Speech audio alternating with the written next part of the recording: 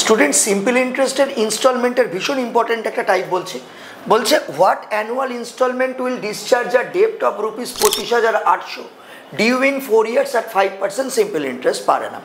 মানে কোনো একটা টাকা ধার নেওয়া হয়েছে, সেটা প্রত্যেক বছর ইনস্টলমেন্টে দিলে কত হতো, যদি মানে প্রত্যেকটা ইনস্টলমেন্টের ভ্যালু কত হতো যদি ওই ইনস্টলমেন্ট না দিয়ে একবারে 4 বছর পর 5% সুদের হারে টাকা শোধ করতাম, তখন 25,800 টাকা দিতে হতো।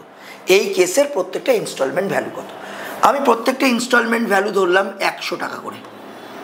4 বছর বলে এরকম 4টে সিচুয়েশন আসবে, কিন্তু প্রথম বছর 100 ধরবো, তারপরের বছর 5% সুদের হারে 105, তারপরের বছর আবার 5% মানে 100 টাকার উপর 5% মানে আরও 5 টাকা 110, আর এটা হচ্ছে 115।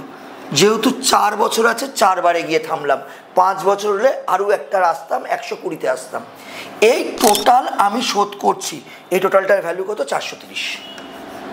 415 5 20 আর 10 30, এই 430 মানেই অ্যাকচুয়ালি এই 25,800।